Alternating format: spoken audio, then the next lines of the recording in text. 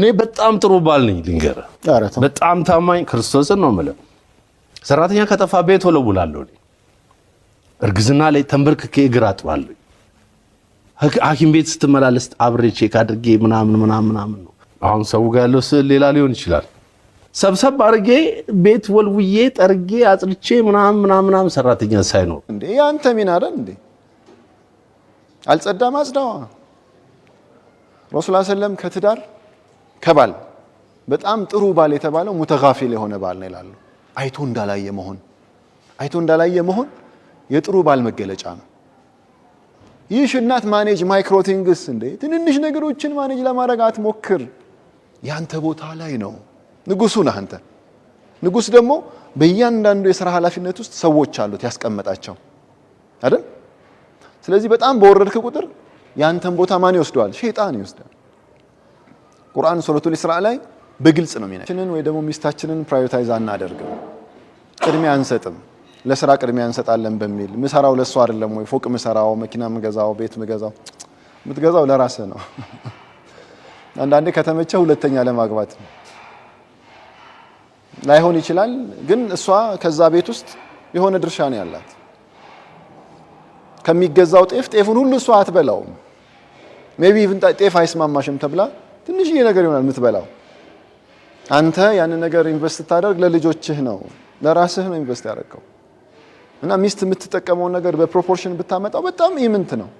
ግን ሚስት ቤት ውስጥ የምትሰጠው ነገርስ ምን ያህል ነው ብትለኝ፣ እንዴ ሳንወሻሽ እኛ እኮ መጅሊስ አረቢያ ላይ ወይ ሶፋ ላይ ቁጭ ብለን በሪሞት እኮ እንትን ነው የምንቀያየረው።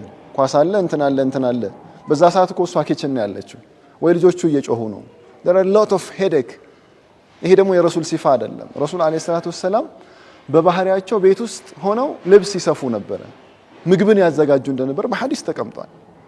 የኛ ዲን ቁድዋ ረሱል አለይሂ ሰላቱ ወሰለም ናቸው ካለን ለቀድ ካነ ለኩም ፊ ረሱልላህ ኡስወቱን ሐሰና ካሉ ሁሉ ቦታ ላይ ነው። እኔ እንደውም አንዳንድ ጊዜ ረሱልን ማድቤት ፈልጊያቸው ገባለሁ። ወላሂ ማድቤት ፈልጊያቸው ገባለሁ። ቢኮዝ ረሱል ቤት ውስጥ አይኖ አንድ ወንበር ነው ያለው። እንግዳ ሲመጣ እንኳን እሳቸው መሬት ቁጭ ብለው እንግዳው ወንበር ላይ ይቀመጣል። እሳቸው ቤት ውስጥ 3 ወር ምግብ እንትን ያላለበት እሳት ያልተቀጣጠለበት ታሪክ እናውቃለን። እንደዛም ሆኖ ረሱል አለይሂ ሰላቱ ወሰላም ቤት ውስጥ የእሳቸው ሚና አሽረፈል ኸልቅ ናቸው አይደለም። ቤት ውስጥ ግን አንዴ እንደውም ሆድ ህመም ይዟቸው ከኢሻ ምናምን ነገር ትንሽ አረፈዱ። አሁን I'm challenging myself to አርፍደው መጡና በር እንትን ሲሉ ማነ ራሳቸውን ሲገልጡ ያመሽበት እዛው ማን የተባሉት ረሱል ሰለላሁ ዐለይሂ ወሰለም በማን በባለቤታቸው። እስቲ በሳቸው ቦታ ላይ አንተ ራስን አስቀምጥና ወንድሜ ስምህ ማን ነው? ፈይሰል ነኝ። ያመሸህበት what's your response? በ5 ፈትቼሻለሁ 2 ከጓደኞች ተበድሬ። we do that አልሰለመም እኮ ህይወታችን። እውነቱን ለመናገር በደንብ እኮ ይሄ ማለት አንድ ሰው እስላማዊ ህይወት ለመኖር እኮ እስላማዊ ህይወትን መጀመሪያ ማወቅ አለበት። ሞዴሊንግ ረሱል ሰለላሁ ዐለይሂ ወሰለም ናቸው አላህ አለና የእሳቸውን ህይወት ግን አናቀው። ስለዚህ እሳቸው ማድቤት ውስጥ ነበሩ። ረሱል ሰለላሁ ዐለይሂ ወሰለም የጦር አውድማ ላይ ነበሩ።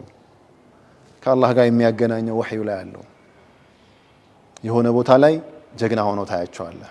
ዙሪያቸው ያሉ ሰዎች ወድቀው አነ ነብዩ ላ ከዚብ ዋና ኢብኑ አብዱል ሙጠሊብ ሲሉ ምንም እብለት ውሸት አይደለም፣ እኔ የአላህ ነብይ ነኝ፣ እኔ የአብዱል ሙጠሊብ ልጅ ነኝ ብለው በጀግንነት ገፍተው ጠላት ሲያሸብሩ ታያቸውና ቤት ሲመጡ ተለሳልሰው